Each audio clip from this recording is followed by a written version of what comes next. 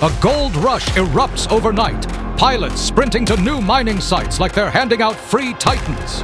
Structures keep exploding. Capitals are yeeted into random fights. And CCP, the monarch behind Upwell, flips a switch that stops drones from decloaking ships. That's right. Structure drones are on the news, and you'll see why.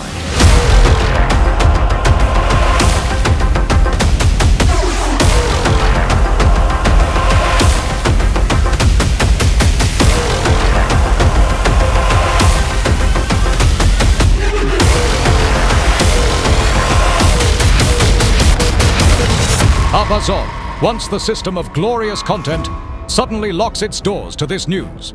Gankers go feral, and Jita starts hosting literal tournaments in the middle of local.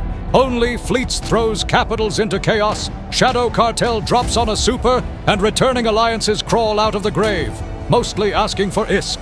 There's an announcement in the end, and we've got a few smaller updates to tie this whole thing together, and somehow, Warlock Industries just might be stumbling into a war of its own. So stick around, because this is Warlock Industries, providing cinematic footage and mildly, and we mean mildly accurate reporting, straight from the front lines.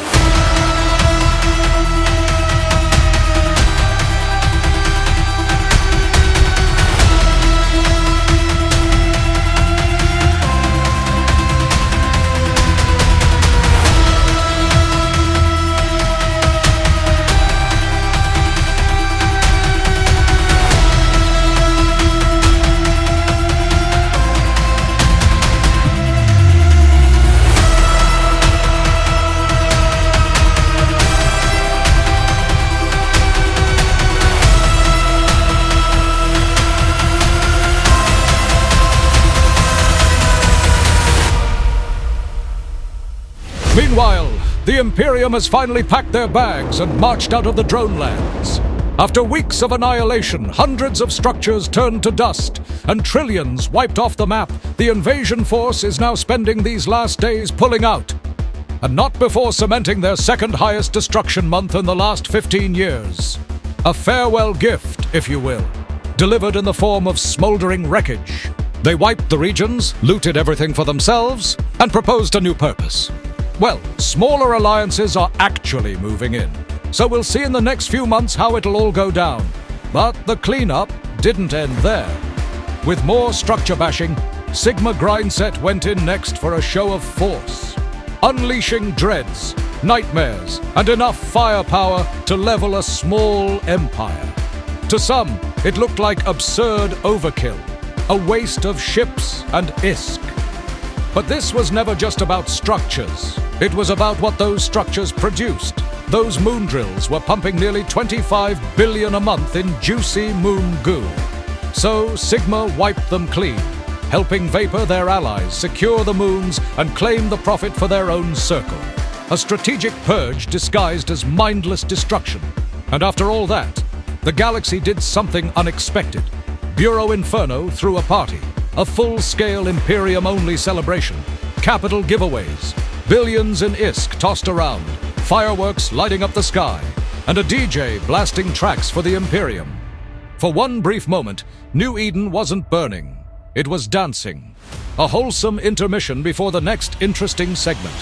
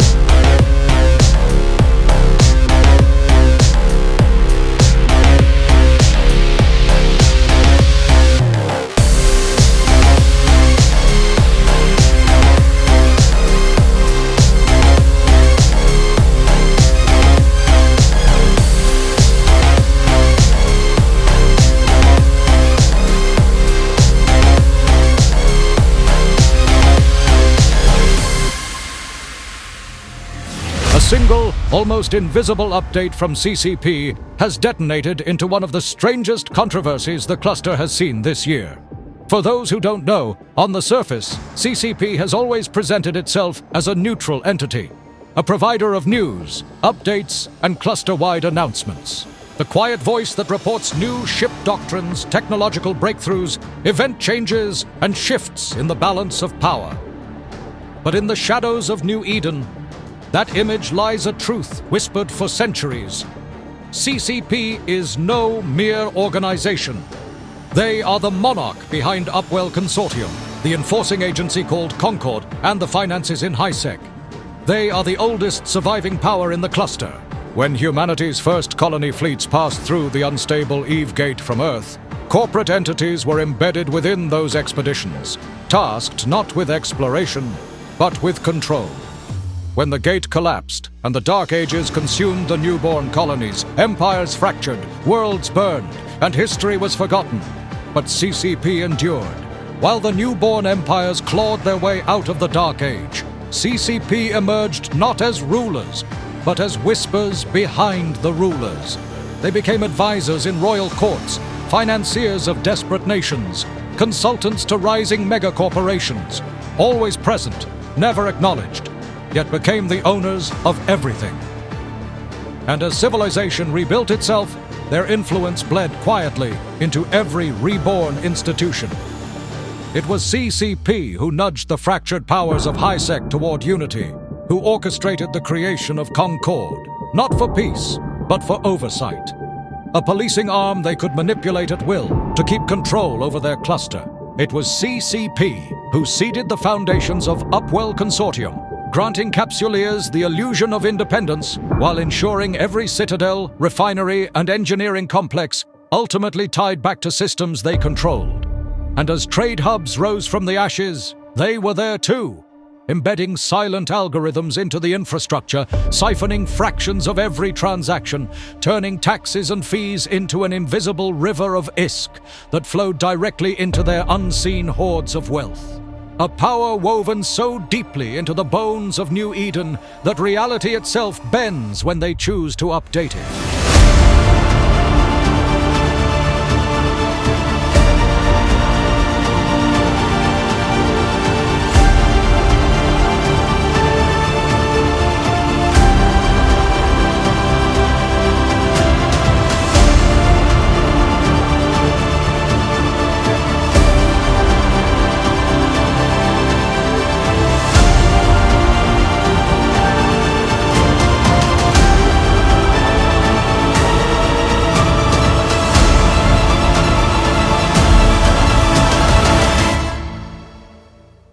At least, that's the rumor carried through the bowels of stations across New Eden, murmured by those who claim to know more than they should. But whether it's truth or superstition remains unseen. Publicly, CCP is the face of updates, balance passes, dev blogs, election seats, and grand tournaments. The benevolent caretakers of a universe constantly in motion. But today, we're here to talk about one update. And oh boy, did it cause a mess. Hidden deep in the patch notes, the consortium altered their structure drones so they no longer decloak ships. A change so small that most pilots would scroll past it without a second glance, yet so impactful that hunters, pirates, and low-sec warlords reacted like someone had just unplugged the entire content pipeline.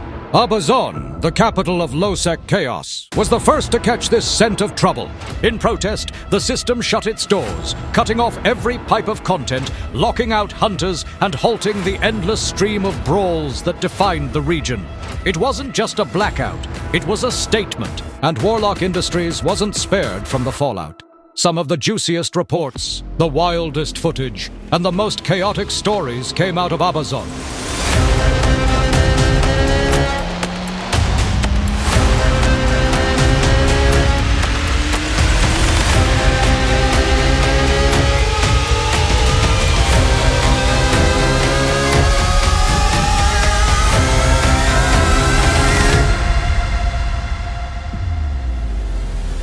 We also had a streamer pull off the impossible, bringing pilots from every corner of New Eden together for a frigate steroid tournament right in the heart of Jita.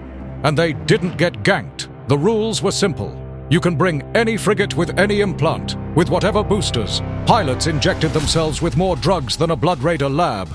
One champion stood above the wrecks, taking home an implant worth 25 billion and etching their name into the chaos as the undisputed victor. But that wasn't the only tournament in New Eden. Another streamer hosted a fierce 3 versus 3 event, the Triad Tyranny, where teams clashed for a prize pool worth hundreds of billions. And because New Eden never does anything quietly, the annual faction warfare blood brawl kicked off at the exact same time. Billions vaporized, hundreds of pilots screaming across comms, and an army of 4th, 5th, and 9th parties diving in just to make things even worse. And now we arrive at the segment that stitches all of this chaos together.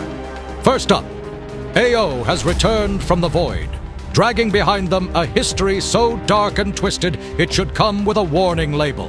Their Keepstar exploded, their reputation collapsed, and now their comeback consists of begging for ISK. Meanwhile, on the quieter edges of the cluster, pilots unite under a single banner, the Banner of Opportunity. A grand giveaway sweeps across New Eden. A select few pilots will earn tickets to step inside the halls of CCP, where the architects of New Eden shape the cluster's future. There, capsuleers gather to glimpse new technologies, witness upcoming changes, and perhaps become part of the next chapter themselves. And now, for the truly shocking news. The Scope, New Eden's so-called #1 news source, has officially mentioned Warlock Industries. We're genuinely honored CCP noticed us, and our army of cameras duct-taped across New Eden. As for the Scope, we're honored they continue their long-standing commitment to missing half the story. Here at Warlock Industries, we do semi-reliable reporting, while the Scope does semi-half story reporting, especially when they miss close-up battles of all these. Just look at the sheer beauty of this blob of capitals. And, most importantly, this image here, where we have no official comment on what it is, but we know that they were there to report it. Yet they elected to ignore it. The viewers are not happy. Naturally, this leads to one logical conclusion. Brace yourself, as we hereby declare war on the Scope. A full-scale media assault to dethrone them from the top spot and seize the title of New Eden's #1 news source. But beneath the humor, a disturbance grows. Across New Eden, the balance shifts as alliances fracture. And the newly crowned leader of Pandemic Horde has already fallen, deciding on behalf of thousands that it was time to pack up, retreat, and shut the doors for good. A collapse so monumental, it echoes as one of the greatest tragedies in the cluster's history. We can't help but sense that something is brewing, something far greater. But that is a story for another time. All intel, battle reports, and archives of this segment are linked in the description below, for any capsuleer willing to see how far the story truly goes. So let this serve as more than a gentle warning as we close this off. December has arrived, and the Amar Empire is stirring. Across their golden halls, quiet voices chant of a coming spectacle, a ceremony whispered in prophecy, a ritual forged in fire and sanctified in steel. They speak of an offering to the heavens, a sacrifice so vast it will cast a shadow across the stars themselves, and the promise that when the void erupts in blinding light, every pilot in New Eden will be welcomed to stand witness.